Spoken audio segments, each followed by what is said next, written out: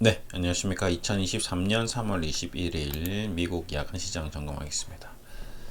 와, 정말 주시장이 급변하고 있습니다. 네, 퍼스트 리퍼블릭 뱅크 샌프란시스코 뉴욕 시장에 상장되어 있습니다. 오늘 주가가 41.75% 반등했네요. 어제 47% 하락했다가 오늘 41% 상승하고, 이거 뭐 주식이 참 어렵습니다. 그렇죠? 네. 차트를 보더라도 그냥 인생사 세용시화라는 게 이 지금 파스트 리퍼블릭 주식을 보면 진짜 도대체 이게 왜 이럴까요? 미국이 저도 리먼 브라더스 사태 때 증권사에서 근무를 하고 있었는데 진짜 눈 뜨면 하한가였거든요. 뭐 다들 기억하시겠지만 호가창을 보면 이렇게 이제 관심 종목 이렇게 딱 열어놓으면 아침에 예상 체결가가 전부 마이너스 15%가 있습니다. 전부 삼성전자부터 해서 현대중공업 뭐 그냥 작년면 한가였죠. 그러니까 IMF 때 한번 리만 사태 때 한번 이제 두 번의 큰 증시의 풍파가 있었죠. 가장 큰 사단들이었습니다. 그러니까 IMF 때는 우리나라 은행이 완전 파산, 그렇죠? 그리고 리만 사태 때는 미국 은행들이 완전 파산. 우리나라 은행들이 파산된 건 아니죠, 그렇죠? 근데 우리나라 기업들은 파산된 게 하나도 없었습니다. 당시에 뭐 그렇죠? 하나 없었다고 하기는 거짓말인 것 같고, 그건 말이 안 되는 것 같고, 알게 모르게 파산된 기업이 있었으니까 이제 그거는 제외하고, 그러니까 우리나라 기업들이 파산되지도 않았는데 그냥 미국 자본이 흔들리면서 우리나라 주식도 망가졌는데, 이제 이번 사태는 또 완전 새롭습니다. 그렇죠? 이제 지방은행, 그 다음에 스위스 SC은행 뭐 이러고 있는데, 근데 떨어지는 폭이 이게 속도가 미국의 주시장의 가장 큰 특징은 상한가 하한가가 없는 제도죠. 그러니까 완전 자유경제 체제입니다. 그렇죠? 예, 애덤 스미스, 그 다음에 케인즈 학파, 뭐 케인즈 많이 들어보셨을 건데, 우리가 이제 흔히 뭐 경제학 시간에나 배울 수 있는, 미국은 어떤 계획 경제는 아니죠. 중국과 소련처럼, 러시아라고 해야 되겠죠. 소련은 아니고요. 예, 북한처럼 공동 생산 공동 소비는 아닙니다. 그렇다고 해서 완전히 시장이 완전 자율에 맡길 수도 없는 거죠. 정부의 어느 정도 개입이 필요합니다. 이제 그 케인즈 학파인데요. 그런 거에 비해서 이제 주식 주가 호가창은 상한가가 없습니다. 우리나라는 30%까지 이제 확대되어 있는데, 홍콩 시장도 캐나다 시장도 선진국 시장의 대부분이 영국, 뭐 프랑스 다 상한가 제도가 없습니다. 그렇다 보니까 이게 거래가 유지되는 한 이렇게 하루에 이렇게 10%씩 20%가 아니고 뭐 40%씩 50%씩 또 하락했다가 상승했다. 이날도 80달러에서 30달러까지 61%가 하락하고요. 그리고 26% 상승하고 또 20% 하락하고, 그러고 많이 떨어졌다고 생각했는데 47% 하락하고, 그리고 이제 망하나 싶었는데 17% 반등하고. 지금 한국 사람들이 이 퍼스트 리퍼블릭을 굉장히 서학개미들이 많이 투자를 하고 있다고 하는데, 언제 사느냐에 따라서 정말 희비가 엇갈릴 것 같습니다. 어제 사신 분들은 뭐 대박 났네요. 그렇죠? 눈 뜨자마자 40%. 근데 이런 거를 이제 사는 사람들은 뭐 일단 이 주식을 관심 있게 보는 사람도 없었겠죠. 근데 이게 이슈가 됐으니까 뭐 국제유가도 그랬었고 뭐 테슬라도 그랬었고, 이제 급락하는 거를 사는 사람들이 있을 겁니다. 이제 투기적으로. 근데 그런 사람들이 계속 그런 투자를 할 수 있을까요? 저는 없다고 봅니다. 예. 이런 주식들만 계속 찾아서 수익 내고 있다, 그거는 거짓말일 겁니다.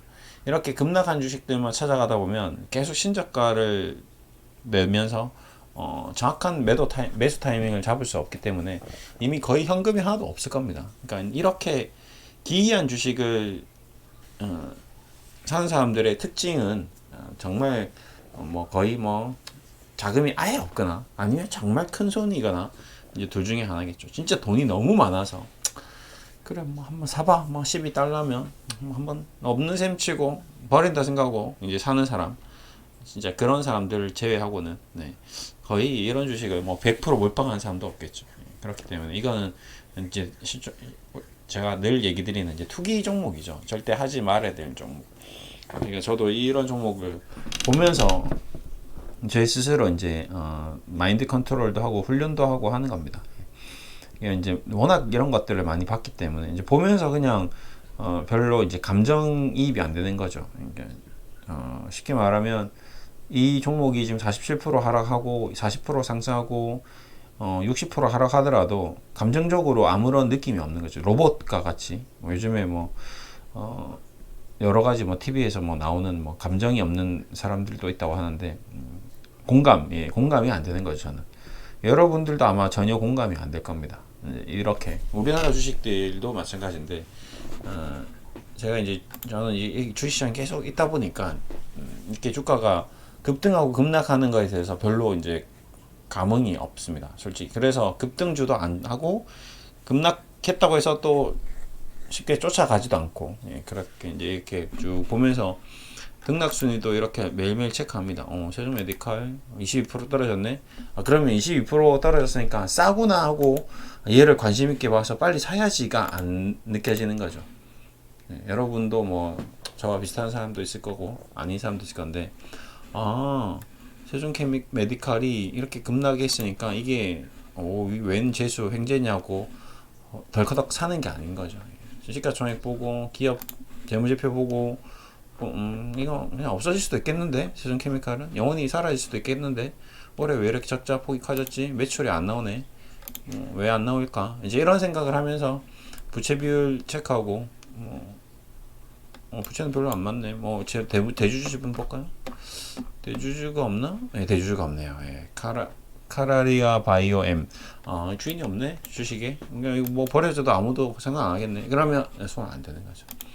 주가가 아무리 떨어지더라도 그런 식으로 여러분들도 그냥 단순히 주가가 많이 떨어졌네 사야지, 많이 올라갔네 사야지, 많이 뭐 움직였네 뭐 이런 거에 대해서 왔다 갔다 하는 게 아니죠. 강원에너지 왜 움직였죠?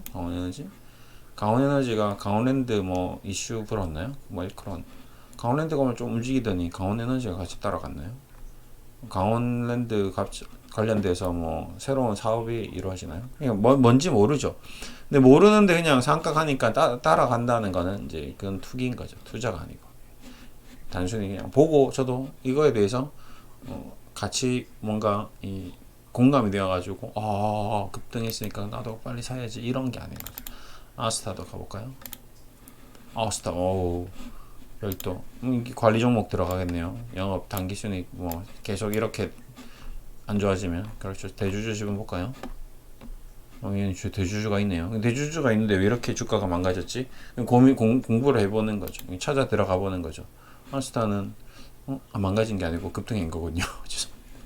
왜 상한가 갔는지 찾아보고 그러면서도 이제 사야 되는 이유와 사지 말아야 될 이유들을 이제 한 번씩 하나씩 체크해 보는 거죠.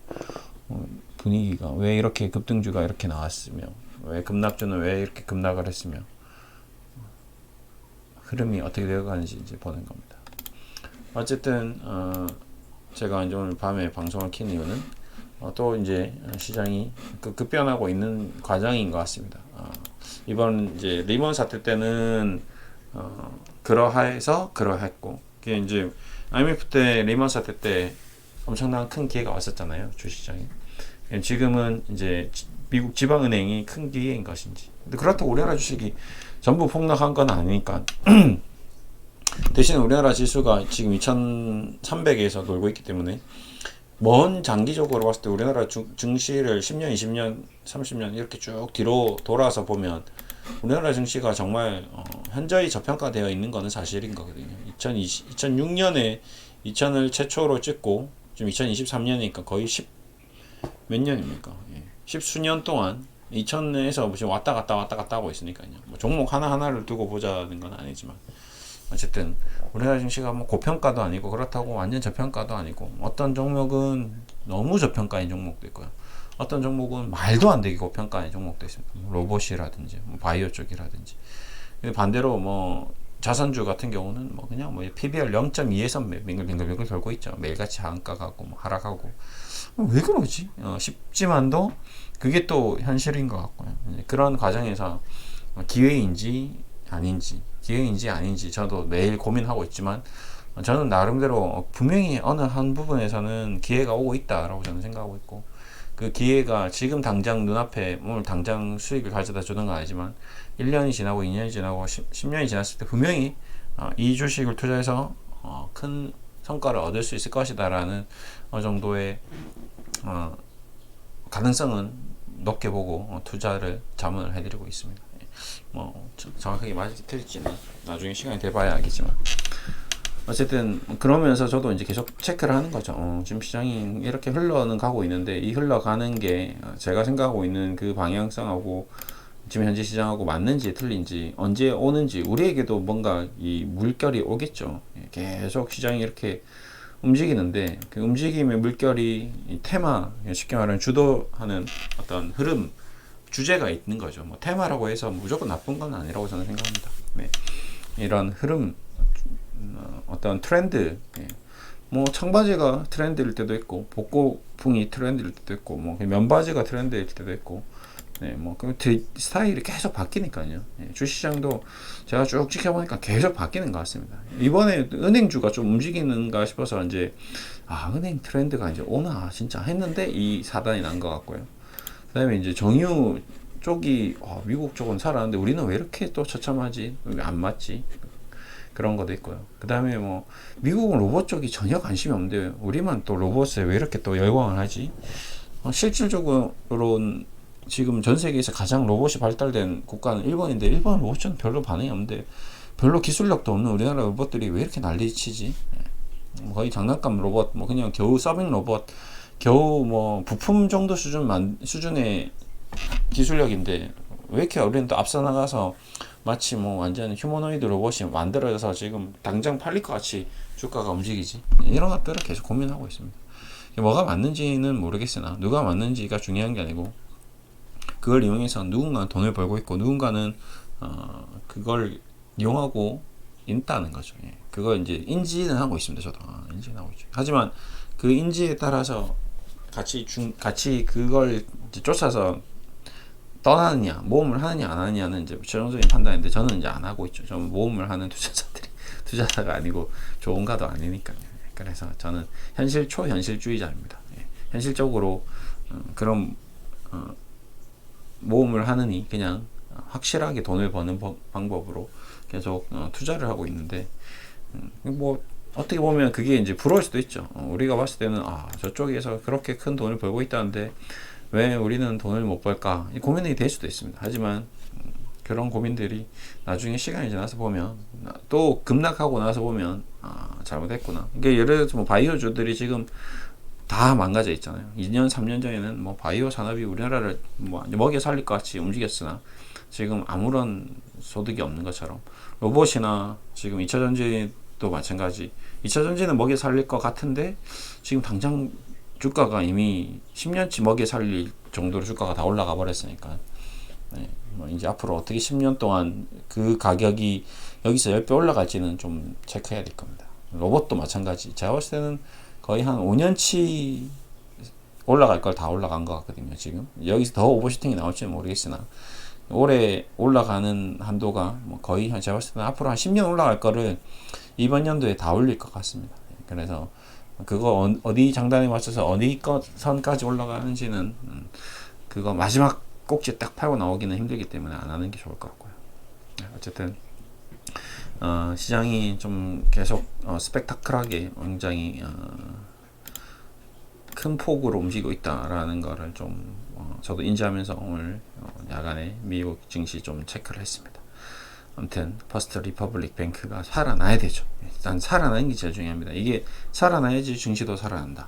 굉장히 좀 중요한 대마죠. 이 AI는 우리가 봤을 때는 단순한 어떤 은행이라기보다는 투자 심리에 큰 영향을 미칠 수 있는, 아주 큰 영향을 미칠 수 있는 전 세계 글로벌 증시에 버릴 수 없는 대마다. 절대 죽으면 안 된다라는 얘기를 드리면서 우리 모두 꼭 두 손 모아서 꼭 빌어서 절대 파산하지 않기를. 근데 CS 어디 갔니? CS 여기 있네요. CS는 반등이 안 나왔네요. 얘는 ADR에. 얘는 폭락하고 반등이 안 나왔습니다. 얘는 이미 좀 오랜 기간 동안 힘들었었기 때문에 얘는 뭐 모르겠습니다. 근데 의외로 얘가 인수가 되면 UBS가 UBS 볼까요? UBS는 나오나요? UBS 그룹이 나오네요. 얘는 어떻게 들어가? UBS는 별로 크게 망가진 게 없네요. 그러니까 다행인 거는 이렇게 큰 우량 금융그룹들이 크게 타격을 안 받았다는 게 그나마 지금 우리 증시의 어떤 뭐라고 해야 될까요? 긍정적인 요소인 것 같습니다. 얘네들이 저런 식으로 됐으면 이제 우리 코스피 2,000 깨져 있을 수도 있었습니다. 아무튼 오늘 이렇게 좀 마무리하고 모든 것이 잘 해결되길 기원하면서 오늘 푹 주무시면 감사하겠습니다. 감사합니다.